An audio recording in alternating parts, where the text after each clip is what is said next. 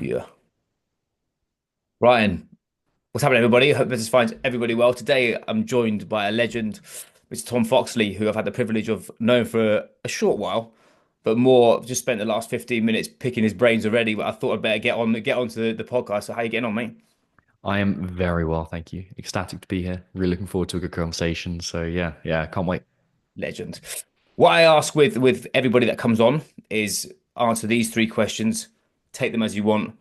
I'm sure this is you're going to absolutely destroy someone with this. But who are you? What do you do and why do you do it? Those are the three things just to illustrate for the audience, sort of give them a background about who Tom Foxley is. Yeah, so I'm a mental fitness coach for freedom-seeking business owners. That's quite a niche understanding of where I am, but how I got here, I think, is probably the interesting path that answers the what do I do and the why do I do it and everything else in between as well. So when I was 13 or 14, I was diagnosed with sudden death syndrome, which Wow. is not exactly a positive diagnosis. I think it's probably Yeah, the yeah. worst diagnosis that you can get, other than like really painful and then sudden death syndrome. This was just sudden death syndrome, and the way it came about is when I was around that age. I didn't realize at the time, really anxious, stressed out, getting bullied at school. And I was cycling home from school one day and my heart just stopped beating. And I Wow. was like, even at that point, I was like, probably not good. I'm no doctor, but I know this moment right now when my heart is not beating is not Yeah. good. And then I kind of felt really faint, put my bike down the floor, weirdly right next to my grand's house, and like kind of lay down. The cars were driving past, and it was a really strange sensation to be thinking, "Am I dying?" And I could see, just like in a film, consciousness was like fading in from the outside. And then my heart went absolutely crazy, like 240, 250 beats per minute. Just absolutely. And I was like a fit guy. I played a lot of football, played a lot of cricket. I was just getting into my running then. Like I was an athlete as much as you can be at 13 or 14 years old. And I was thinking, well, maybe this is it. Maybe this is the moment I die. And I didn't, obviously. I'm still here. Yeah. Just to be Got clear. back up. Um, my heart just clicked back into reality. And I kind of did that big inhale thing again, like movies where, Yeah. oh, wow, cool. I'm back. Cycle back home, top of mum. Good, sensible thing to do. That unleashed a whole series of tests. I was the one guy in a cardio like specialist ward that was below 80.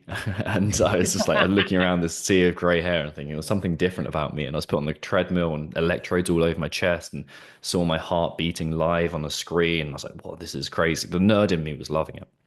But also it's pretty scary time. And the doctor said, well, there's nothing physiologically wrong. We can see nothing that's different. Like maybe your heart's a bit more developed because you're fit, but that's just compared to the average. Yeah. We don't really know what's happening. There's nothing physiologically wrong. So we're going to diagnose you with sudden death syndrome. It's probably not that, but we don't know what it is. So go on then. You're probably fine. And what I didn't realize at the time was this would initiate my obsession with why we do things and why we do things that we want to do, why we don't do things that we don't want to do, and vice versa too, and what makes us who we are and what are our limits. Because what I realized eventually is this was a psychosomatic thing. It was anxiety induced palpitations essentially that was Oh, wow. stopping my heart and freaking it out. And at the time I was weak and I was vulnerable, and it completely stripped away my confidence. It completely stripped away my personality, who I believed I was. My identity was just dissolved. And for a 13-year-old boy, that was weird. And I just got bullied a ton from that. I had a terrible time. Was turned to recluse. I spent all day I spent my day at school getting bullied, my evenings just playing games in my room. Um, and I was like, man, I can't, like, this is it. I just expected that that was it for my life, that I would be no more, that as in, like, I wouldn't amount to anything. I could just see myself being mediocre. And that's what I expected for so long. And then, luckily enough, I was introduced to two things simultaneously. One being a book called Bounce by Matthew Syed, which talked about the 10,000 hour rule. And in the 10,000 hour rule, it basically says that if you do anything intentionally and deliberately for 10,000 hours, you're going to become pretty fucking good at it.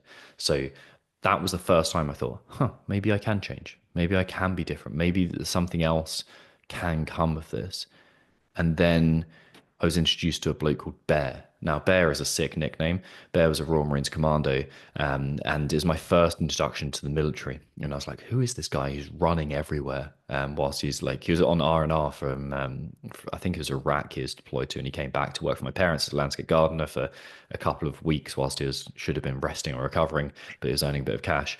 And he had like these weird tan lines from his like 3/4 of his arm down, and I was like, that's weird. And he had like big shade marks, like he'd been skiing. I was like, this is really strange. And it's like that's how bootnecks Royal Marines like wear their shirts. It's like Yeah, yeah. 3/4 of the way up, and I was like, okay, like this is something new. This is masculinity, and these two ideas coalesced between me thinking, oh, I could never become that. I'm nowhere near tough enough. And with the idea of the 10,000 hour rule, like, oh, maybe I can change who I am.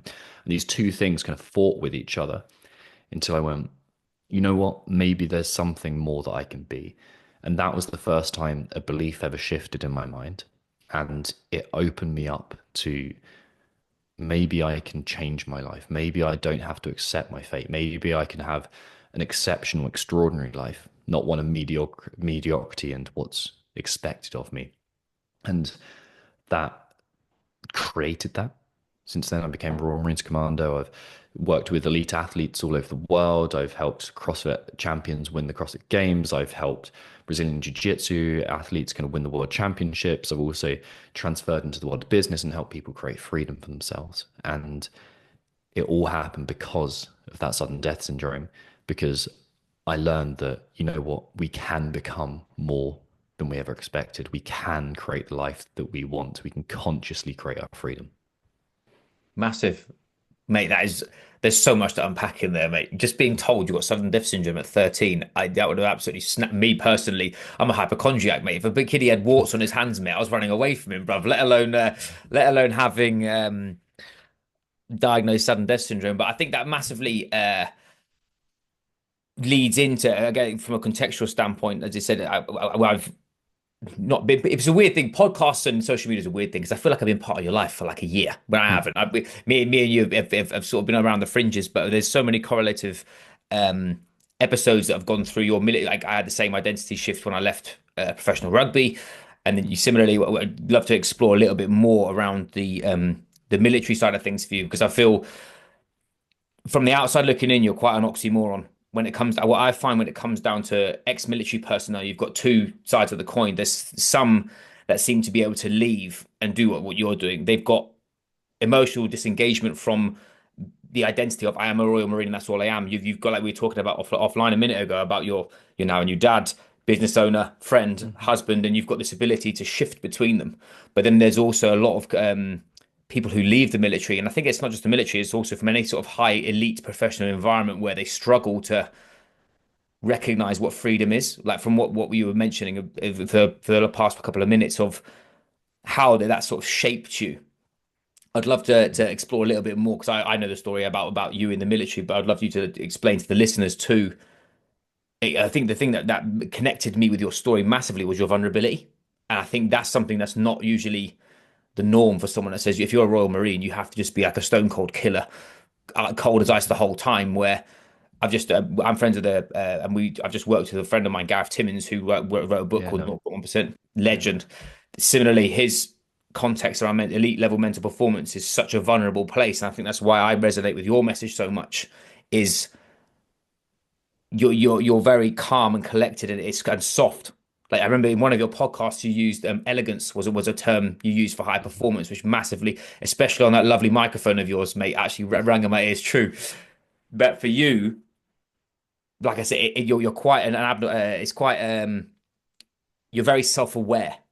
Where I feel that people that are coming out of some form of elite level, yours is a bit of yours was a sport, but a sport with a gun, very different. Um, I'd love you to go through a little bit about your identity changes and how you shifted to take that to a positive scenario. Because once you finish one part of your career, you blossomed into the next, to the next, and the next, and where you are now, which is doing so much. I think that'd be Yeah, awful to that go.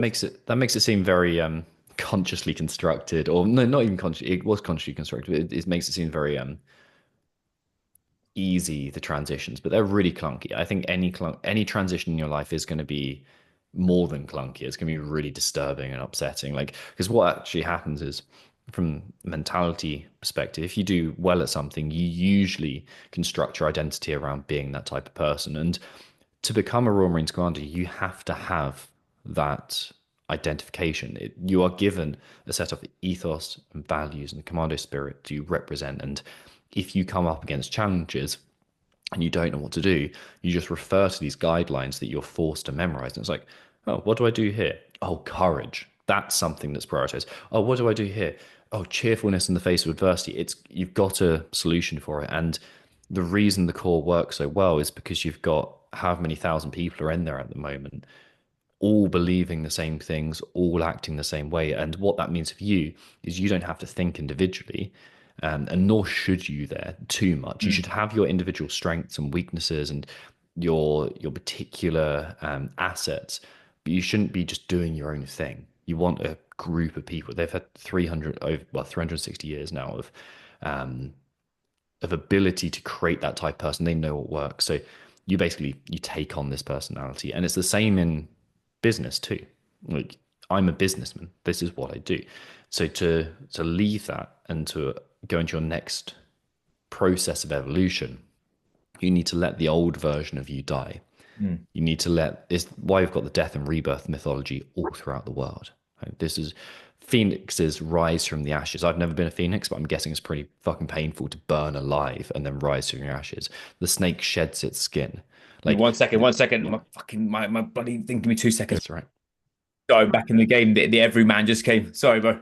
That's all right, dude. So yeah, I've never been a phoenix or I've never been a snake that shed its skin, but I'm guessing that's painful. But the death and I've never been crucified to a cross to have any other analogy that you want. Like the death and rebirth motif is throughout life and or throughout our culture. And what we realize is that to grow, to change, we have to let the old self burn. We have to sacrifice that part of ourselves. And it's less when we actually grow, it's less the sacrifice of the material side of things like money. It's more the attachment to the certainty of your identity that's really painful. So when I left the core, I felt like I was losing part of myself. I felt like I was giving up, and I left under circumstances that it's not that that I'm not exactly proud of, and I wish I'd asked for help quicker, and I wish I'd seen a way out. I think I would have got way more from it if I'd done that. Um, but honestly, I was at this point of imposter syndrome and not believing I was there and not believing I could ask for help. When in fact there were loads of people I could have asked for help around there that could have aided me. So to grow from that point. I'm glad it happened that way now, but to grow from that point, there was definitely a process where I needed to ask. No, I needed to allow that old personality to die. I needed to detach myself from that identity. Nice. I had very similar when situation when I left rugby. So I finished rugby. I finished rugby on my terms in Singapore. I broke my rib and I was working in a gym and I was like I just didn't love it anymore. I didn't Mm. rugby didn't break me, so to speak. I could still play now if I wanted to, but I just haven't got the same level of drive. Left it, and then for 3 or 4 months I was so angry because someone asked you who I was, who's Will Foden, it'll be like I'm a rugby player. Yeah. Yeah, then I'd finished rugby and I was like, who's Will Foden? I'm an ex-rugby player. And I thought I Mhm. found that extremely difficult to because I felt like I failed, even though I hadn't put, like going through the adversity I had to get back from my knee and stuff. Until I met a friend of mine he was the S&C coach for Max Verstappen. His name is Jake Okay. Hackler, and he said he had NLP coaching, and I was like, well, I've got to try something, and I had NLP personally, and it was similar to what you're saying there. It was as if that I'd been taken out of a fish tank and stood next to it, and it was Mm. like you were just sat in the fish tank, mate, the wrong one. And it was this shift of, well, hang on a minute, what was the reasoning behind I was doing it? Why was I acting that way? And like you said, your analogy of the phoenix, I'm definitely not a phoenix either. But similarly, I was using the term of when you're climbing a tree, you have to let go of the branch behind you to pull yourself up on the one in front of you. And I think that was the same thing for me of giving myself the courage to go, do you know what? I'm going to put this energy now into developing my PT career. And I think that was it's quite a hard thing because I think a lot of it's quite it's for us to sit here and like you said, we've been through it, so we can if that was to ever come close now, you'd be able to absorb it and utilize positives and negatives a lot more frequently and a lot more efficiently compared to I think it's something that you again you can probably correct me. People that come that you're dealing with who are business owners, business leaders, CEOs, corporates, people that are operating in high pressure environments, the ability to ask for help, the ability to, if they've had a job promotion, step into, and I get quite a lot of this personally with like CEOs and executives who've gone from not being a CEO to handed the baton of you're looking after 200 people now. And the feelings that you're illustrating in the Marines are quite a universal paradigm. Obviously, that they're not getting shot with, they're working in a computer salon or something, or a computer shop, but more to the point of Mhm. those feelings.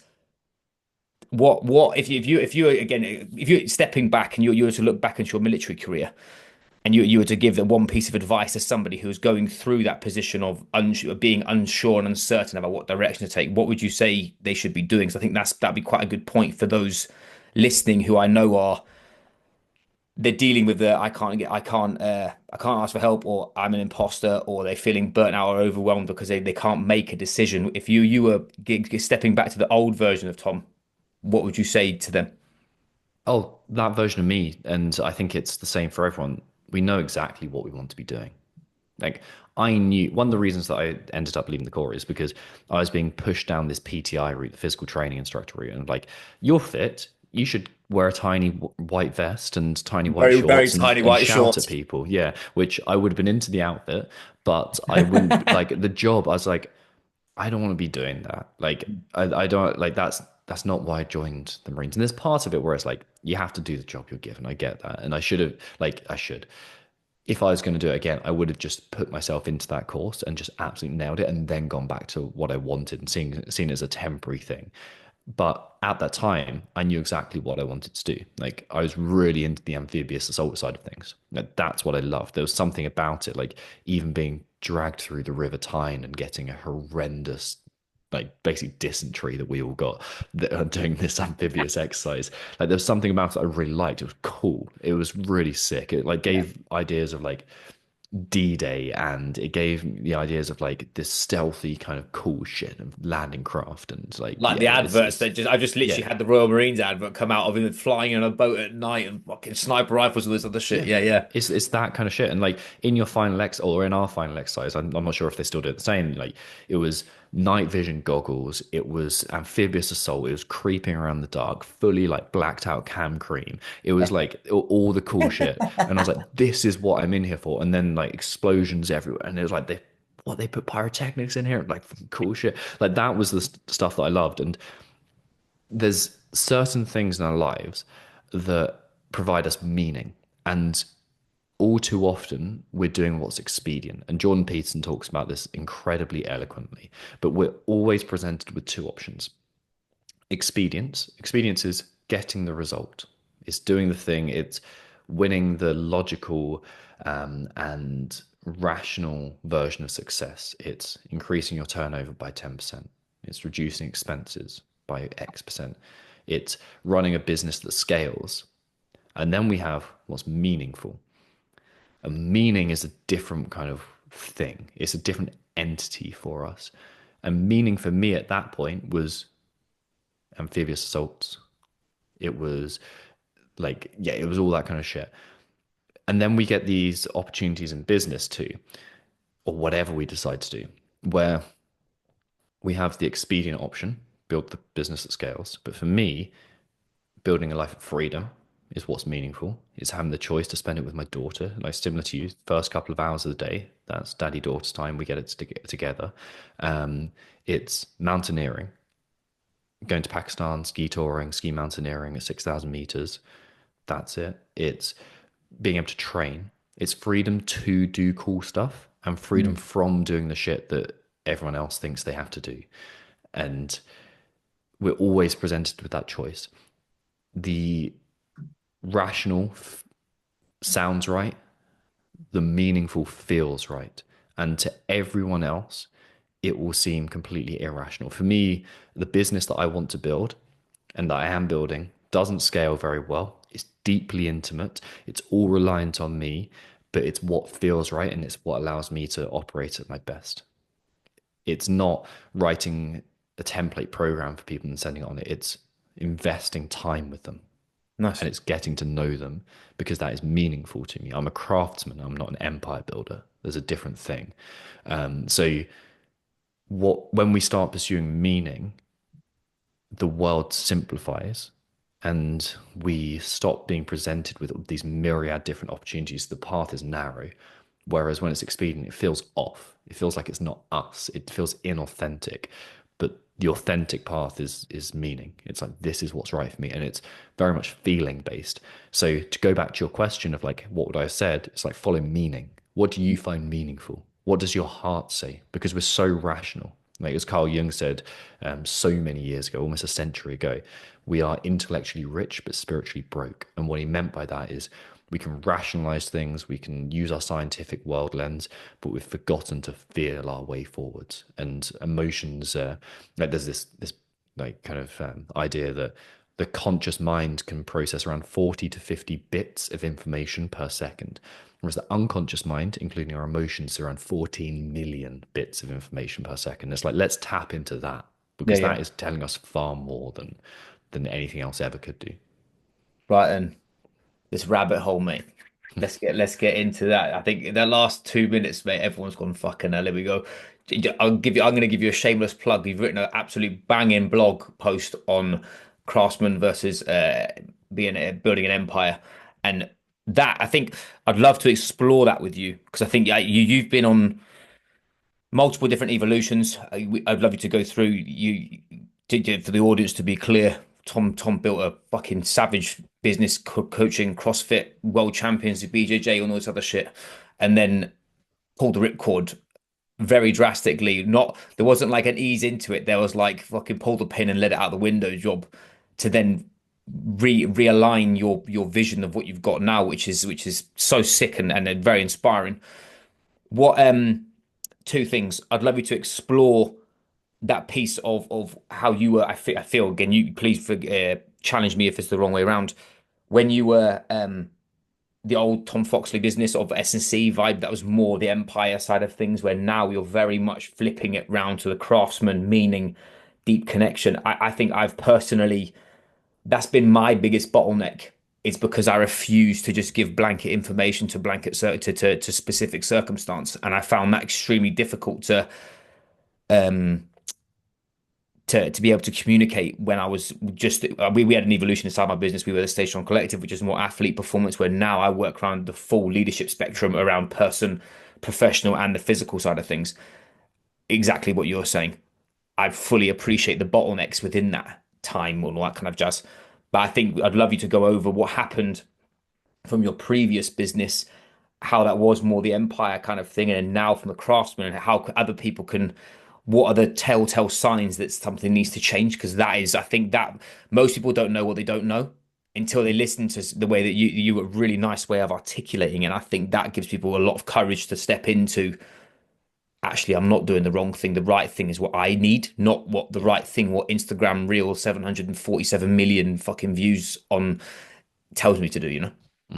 Yeah. So I had business called Mindset RX. In fact, I'm still technically trading under Mindset RX Limited. So it hasn't gone, but it was for CrossFit athletes who wanted to turn up and perform as they wanted to in competition. And I kind of knew the answer.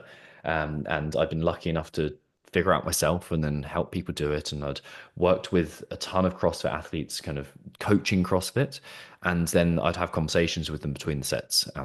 It turns out that those kind of conversations are way more important than the sets and reps. It's like you're doing 5 by 5, but let's talk about why you can't stick to a nutrition plan in between. And I was lucky enough to be mentored by a sports psychologist and a counselor, and that's what kind of gave me that knowledge to help Nice. them.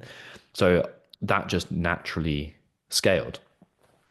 And because of the dominant narrative of the business coaching world, which is unless you are dominating and unless you're making X thousand pounds per month and then you're failing, and all you should be doing is scaling. And they've got this. Okay, I've got a bit of a rant against most of the business coaching world. It's like, unless you're being an empire builder, you are failing. You're not Yeah. succeeding as a man, and it's all put down this like hyper masculinity, fear based scarcity tactics of tacky, horrible marketing that's just pain point exploiting. And I loathe it. And I've been suckered into it a few times where it's like, this is who like this is the type of business you need to build. Just mimic exactly what I'm doing. It's worked for me, so why shouldn't it work for you? And if it's not working for you, then you're the problem. And Mm, I cannot stand that, because that's what got me to the point where I had a business that looked successful on the outside, that actually was turning over a good deal of money, that was employing good people, but I fucking loathed it. And that is what took me to having a breakdown on my honeymoon. To I was married 2 weeks earlier, to being in bed at 3 o'clock in the morning, crying and waking my wife up. Just, I needed a hug. I needed support, because I felt so alone in what I'd been yeah. creating, because I'd been creating someone else's version of success. I was thinking, I have to scale this.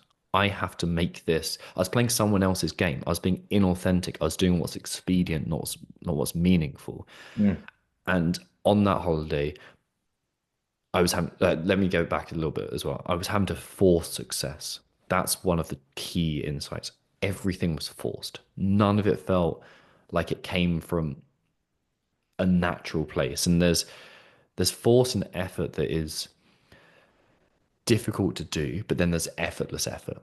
The choice to put in work, that's really what it comes down to. And it was all forced. It was none of it was effortless effort. It was all something I had to push against. So on that holiday, on that honeymoon, I made the decision to completely throw away in business. And I say throw, I closed down, I fired all my clients. I spoke to my team and said, look, I'm transitioning how I do this. There might be some stuff you, I'm really, and that was the hardest point. Like, I yeah. had a great team. They're all subcontractors, but some of them working like not far off full-time hours. It was a great team of people, and I just had to get rid of them. And that was the hardest part. My clients, some of them stuck with me just for kind of a transition purpose, but I got rid of basically all of them. Business revenue went to zero overnight, but I just couldn't face it anymore. I couldn't hack it anymore, sticking with that. So from there, I had some deep, tough questions for myself, but I realized that I'm a craftsman, and there's a difference between an empire builder and a craftsman. An empire builder says scale. They say, I want to sell widgets to people at the lowest cost possible, and it's a race to the bottom. Fair enough. If that's what you want to do, we need Uber, we need Amazon, we like all these people, incredible, incredible people. Like Musk has done that. Like it's incredible, but it's not for me. I'm a craftsman. I have my craft of mental fitness coaching, and I love working intimately with people. And yes, it can be very profitable as well. And there's a yin and the yang, but that's a sidetrack. What we have to find is what's authentic to you, and to do that, you have to sometimes get down to the bottom of the mountain and start again. Yeah. I think I totally, because I think I've followed a very similar trajectory, but I've never done it as quick as you. Yeah, I I've don't expect or advise anyone else to do it no, like that. no, There's no, way better but ways to do it. I think like you said, again, that probably comes down to the ability to live in a small bit of pain is usually a lot easier than to pull the ripcord, show the open wound, and start again. And I think you just got like, for sounds to me, it comes to like this all came out when you had a point of you're actually able to stop. When you're in the business and you know you've got responsibility, it's impossible for you to just go, do you know what, fuck this, and walk out the door. Where unfortunately, your missus took the brunt of it when she was at 3 a.m. when she thinks you're on a honeymoon, you're waking up at 3 a.m. thinking you just, yeah, come on then. Right, it's not, Welcome to the Champagne region. yeah, This is going to be romantic. yeah, exactly that. Hang on, my husband's having a fucking mental breakdown, and I've got to Yeah. lean in. Which, one, I'm very lucky that you've got a spouse that supports you in that respect, and two, obviously, to have the courage to even action that. Because again, I know a lot of people. It's something that you cover. I've got this on my notes to talk about later, but it sort of rolls into it. Is you talk about resilience and resilience and mental fitness are terminology that we're now seeing frequently on social media from a personal standpoint, there are people that understand the dynamism of resilience, which is actually the mechanisms underneath it. Like you've got courses and stuff which talk which help people develop the mental fitness to be able to tolerate and have more resilience. I'd love you to go through your version of that, because I've had a couple of people on who I believe who are doing it, who are representing how to be more resilient. That isn't just David Goggins wake up at 3 in the morning, call yourself a prick and hate everybody and all that other shit. That's actually, like you said, the alpha. They think it's alpha male, but it's not. It's just that's non-realistic, and it's calling them a But that's weapon. what keeps us stuck. Like Yeah, that's the exact kind of bullshit that's peddled by people who do not understand true personal growth. And Goggins, incredible bloke. I wouldn't say that's mental fitness. I would say that's punishing yourself I think that's endlessly. Like, broken. Yeah, yeah, do you reckon that's like I can't go into it too much. I think he's an incredible bloke. I think he does some yeah, incredible things, but I wouldn't want to be in that mind. I don't know anyone who would. Like no, it's like to run for hours and hours and hours and just listen to your own recordings of the hate mail that you get. That's not healthy. But that's what we do internally.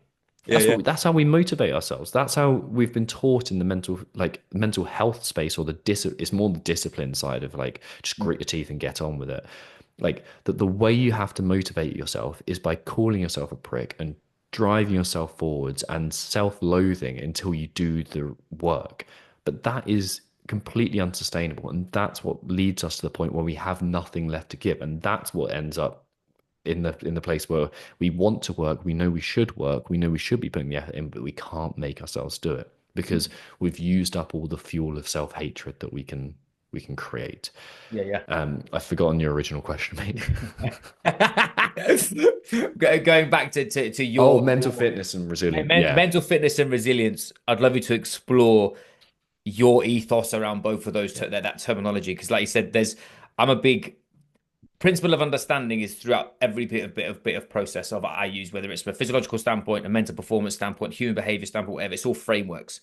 I think you've got such a nice handle on extreme levels of resilience as a man, but as a business owner, but also you're developing that in multiple different realms from different types of businesses and all that kind of stuff. What's your version of being resilient? And then also give us a bit of an oversight of what your terminology is around the peak mental fitness rather than just like mental performance. I think, like you said, mental fitness is a lovely frame. I'd love you to explore more about it. So resilience is one of the three aspects of mental fitness. The other two are character and clarity. We can talk about those later and go into more depth. Otherwise, I'll just go on a monologue. Resilience is your ability to positively adapt to stress. That does not mean mindless gritting it out. It doesn't mean this just failing over and over and over again and taking it on the chin. It's not that classic stoic image of being a cow in the rain. That's not resilience. Resilience is figuring out a new solution. Yes, it's getting up again when you fail, but it's trying something new. So that doesn't have a psychological foundation, it has a physiological foundation, which is essentially what is the regulation of your nervous system. There's a few states you can be in. Ideally, what happens is when your nervous system is regulated, you positively respond to stress, you encounter stress, and you adapt to it in a positive way. You find something new to do. If you are in a place called hyper arousal, then you are stressed, you're in your fight or flight situation, fight or flight nervous system state, and you just want to hustle and grind and push. And doing that, it's important sometimes, it's catastrophic for business owners most of the time. You can also be in hypoarousal. Hypoarousal is I'm shutting down. Depression, I'm, yeah. yeah, I'm just completely giving up. I'm lethargic. I don't want to push myself. I just want to hide. I want to retreat. I'm basically immobilized. That's the resilience piece. It can we create a physiological foundation of resilience that allows you to lean into stress, to do things that are intentionally stressful, to force yourself to grow. So that's the resilience aspect, and that's one of the three components of mental fitness. And the reason I talk about mental fitness as opposed to mental health is because mental health is from a -5 to 0 kind of level. It's fixing a problem. It's Mm. getting from subpar to completely average. And that's fine. It's for some people. But mental fitness is building capacity to the challenge. You just like with physical fitness, you as you increase your capacity for physical challenge, you learn to do more and more cool shit. You get physically stronger so you can move more stuff. You gain endurance and aerobic capacity so you can go for longer. You improve your flexibility so you can move better and do more cool shit. Mental fitness is very similar. We increase your capacity for challenge so that you can thrive in your business, so that you are present at home with your partner, so that you can manage the balance and the tension. We improve your capacity for stress. And when you do that, you can do more cool shit. You can live a better life. You can start living authentically and you don't default to the easiest path and end up with that Thoreau quote of living a life of quiet desperation. It's like Nice.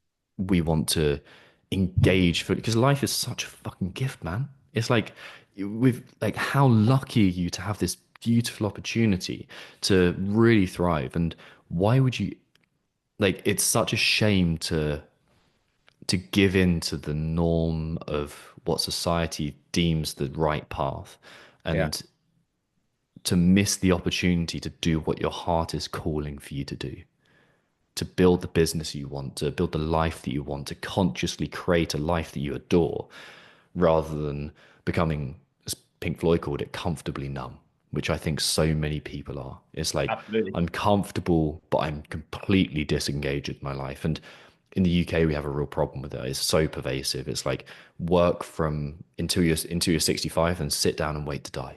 It's like Yeah, you yeah. missed it, man. You missed the opportunity. You spent your whole life suffering and sacrificing, and you missed the opportunity. And for me, this came to a head when, I realized it when, in terrible circumstances, my sister-in-law died around the same age I am now, and she left Wow. behind her daughter. It was like the most aggressive cancer just took her, and no one knew that she was going to die. She just dropped dead, and it was the most horrendous thing.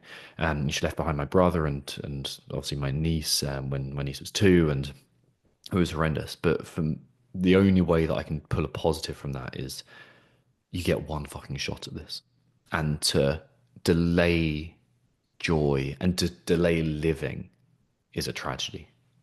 Yeah, yeah. But again, that is very powerful, mate. So I appreciate you sharing that. Similarly, I lost my old man to cancer, and like you said, that probably changed my frame of all that stuff. And I'm about to go down the avenue of character, but I'm going to explore what you just talked about because I know you coined a term, well, to my knowledge, what I've seen is the adventurepreneur. You were Mm-hmm. using that. Go on, run with me. Show me, talk to me about what that is because I think that there it shows exactly. I think that if it's something. It makes me feel well. If I pulled up your face and that word would be there, because exactly what you've just said of that ability to. You're not here to fuck about and play games. You're here to do your best with everything that you've got and live life on your terms from a position of enjoyment, excitement, and sort of embodiment. Go through that for me because I think that because I've the big question is I want to explore the word freedom with you and what that actually means throughout your company and what you deliver, and we can talk about you've got a course which helps people get more clarity and stuff. Let's talk a bit. I'd love to talk a bit more about you around that adventurepreneur piece because I think that most people who you look when you mentioned you were into mountaineering and extreme sports and going to Pakistan and I know that was a massive milestone for you personally. A lot of people talk about doing that kind of thing. And a lot of people who have like this glorified fucking hell, that must be amazing. But instead of them taking the leap to explore their own capacity, I'd love to know what bottlenecks people with that and vice versa. What does that mean to you and the people that you work with? Because I think that's really, really important heading into those that want to perform. Having forms of enjoyment and excitement in their life is a very personal thing, but the way they explore that is probably more important, you know? Mm. So I coined the term adventurepreneur because initially I thought, oh, this is for people who want to go base jumping in their part time. They want to ice climb. They want to summit an 8,000-meter peak, but they also run a business. And yes, that's part of it. But it's more about I want to build a business whilst living my life as an adventure. and I want to be the hero of that adventure. And to live adventurously is to engage fully in life. It's to tune into it, and it's to see opportunities in the challenges that you're faced with, to see that you're meant to grow. And it's really to live your life through the lens of the hero's journey, which is a framework that accompanies every great work of literature or every great movie, every great story ever told is usually through the lens of the hero story, where the hero is in normality, everything's predictable and safe. Think about the Hobbit, when he's just kind of in Hobbiton, and then a challenge comes in, the unknown comes in, it forces its way in, the opportunity that looks like fear. For is it Frodo? Bilbo, it's Bilbo in that one.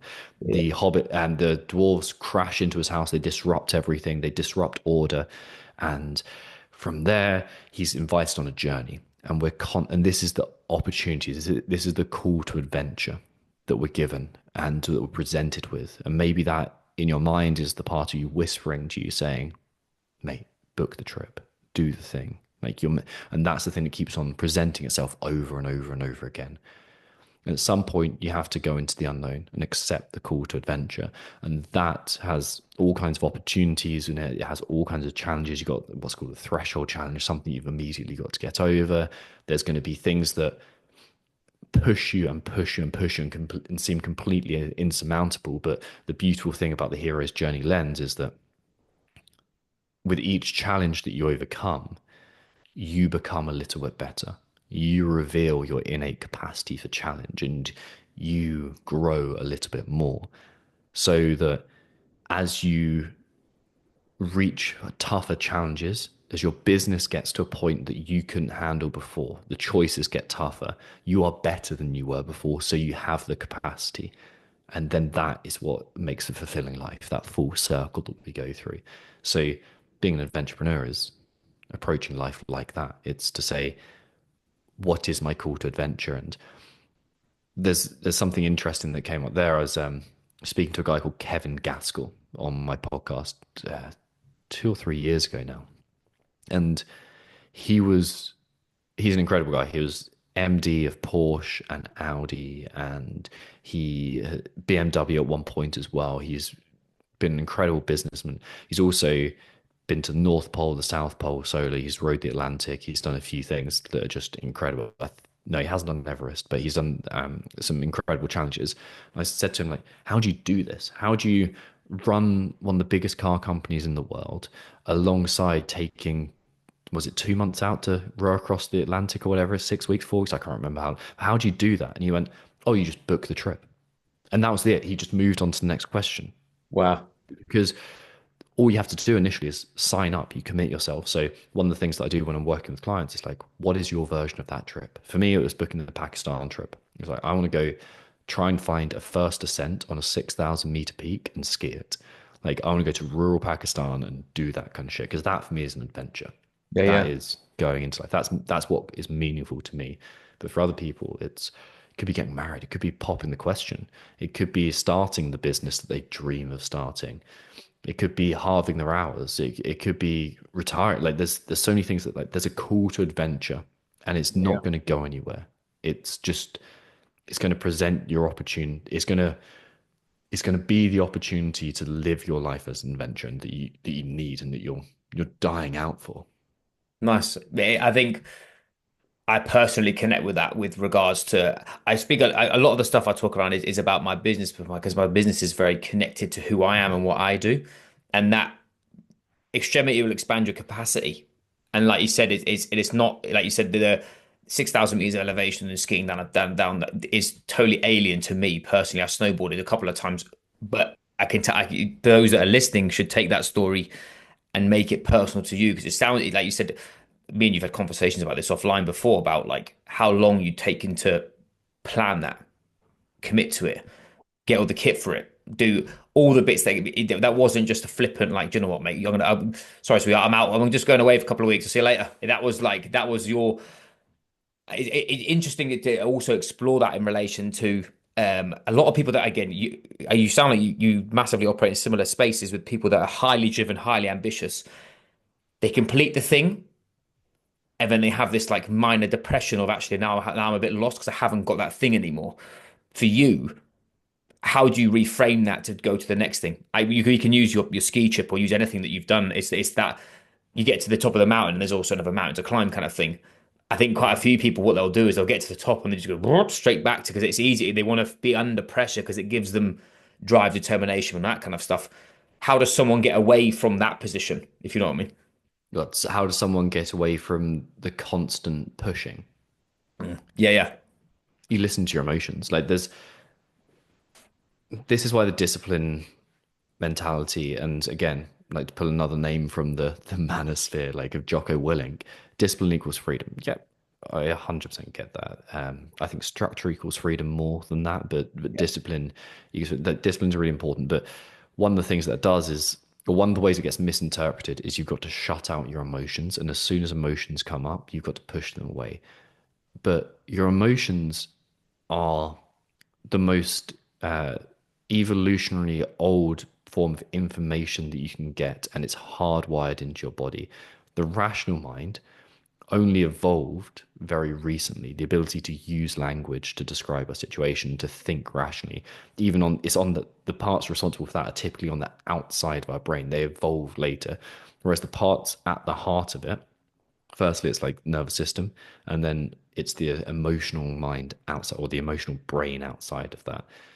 It's hardwired in, and when we dismiss the information they're giving us, it becomes, we miss the kind of we miss their gift. They're trying to give us a gift of the emotions. And there was this Malcolm Gladwell wrote about this firefighter, who veteran firefighter, been in thousands of fires, and he brought his team into this burning kitchen, and something felt off. He had his whole team there, but he was looking around, rationally going through his checkpoints, going, that feels right, that looks right, that looks right. All the checkpoints are there, but something in his gut said, there's something off here. You need to get out of here. And he pulled his team out. And as he pulled his team out, the floor collapsed completely. And what had happened is he'd been processing information emotionally that the temperature was a little bit too hot and that it was really quiet. But he hadn't had that in his rational checklist. And if he'd used just his rational mind, he would have stayed there for longer. And they would all be dead. They'd all been buried in a burning building. As a high performer, as a CEO, we need to tune into the wisdom of our emotions and realize that they're trying to give us gifts.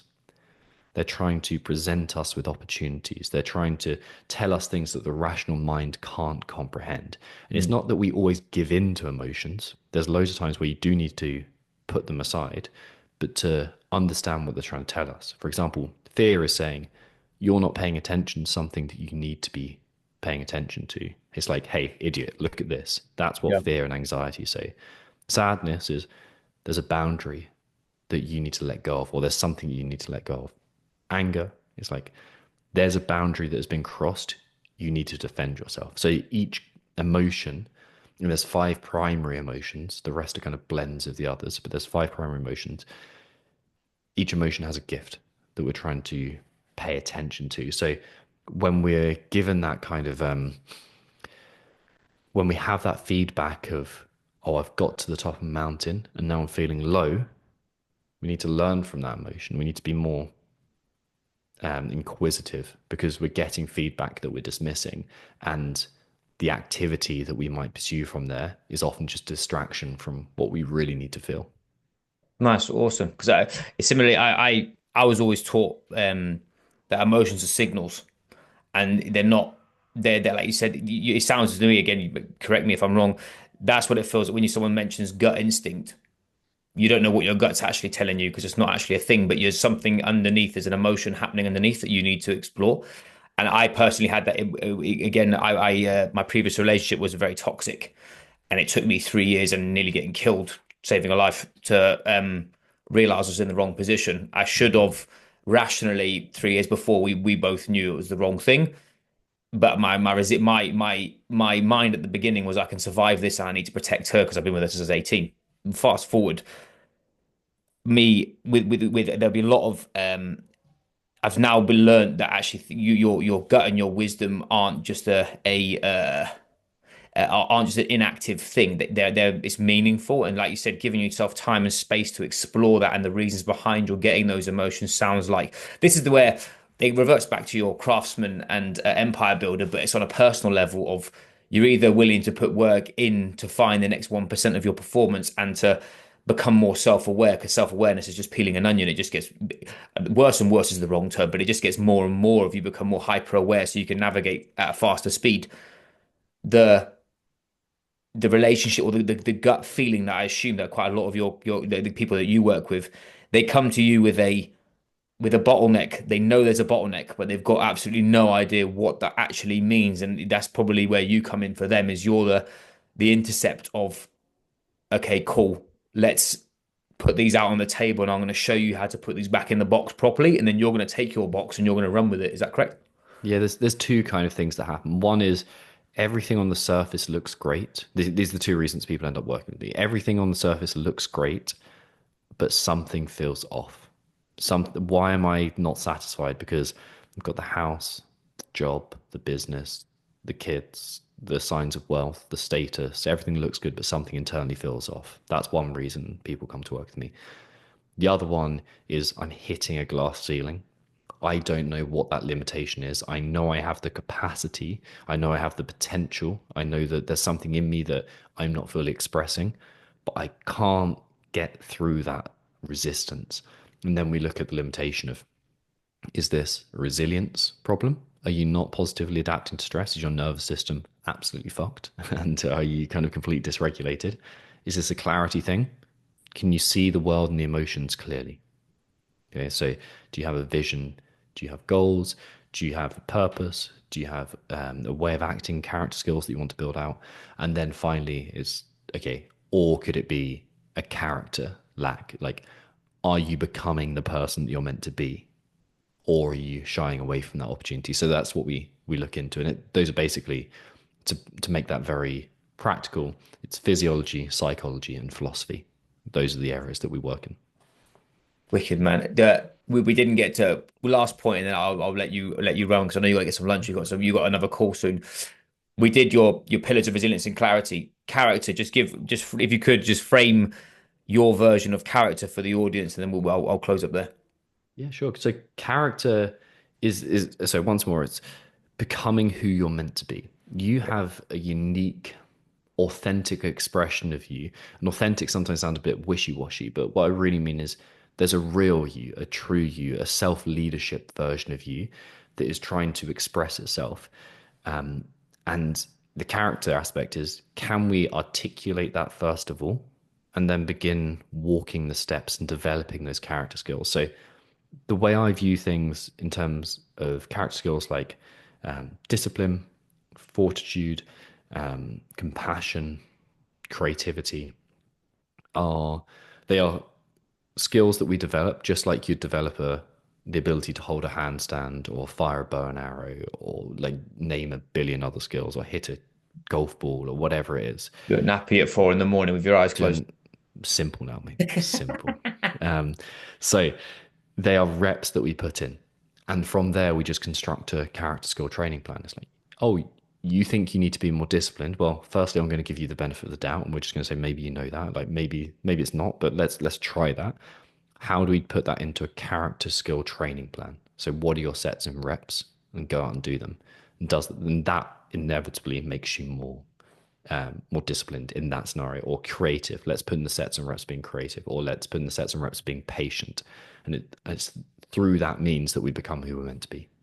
Epic, mate. I love you the way you've articulated not only your mission but how you're operating. I think it's pioneering in respect of going against the grain of stereotype more, but better, better, better. And it's something that I'm embodying more so. I think it took me weirdly becoming a dad helped me do that Mm. because it stopped me chasing white rabbits and started focusing on what was pushing the needle, but pushing the needle for me as well as my business. If somebody's listening to this and they would love to learn more about what you do or where they can find you, or if they want 3 minutes of absolute power in the morning on a podcast, what direction should we put them in? Good, good leading. Yeah, I've got you, mate. So I've got you, mate. Don't worry. We're yeah, on it, mate. We're on it. We're feeding the beast, mate. the podcast is called the Freedom Project Podcast, and I run a series called the Mental Edge. And Mental Edge is 3, 4, 5 minutes every single day. I like to think of it as kind of a mental shot of espresso for you every single morning to get you perked up, ready to go, to get you thinking about how can I become the person I'm meant to be today? How can I grow? How can I improve my mental fitness today? So that's one aspect. So have a search for the Freedom Project wherever you find your podcasts, or just hit me up on Instagram, Tom Foxley, just Foxley, and you will find me right there. Legend, mate. I could sit here, get another cup of coffee, and do another hour and a half of you, but I'm not going to nick your time. Maybe another time. Thank you very much for being on board, mate, and looking forward to one day we'll get after it the training session one day. That'd be awesome. Let's do it. Thank you so much for having me, Legend, mate. legend. Thank you very much, guys. Catch you later.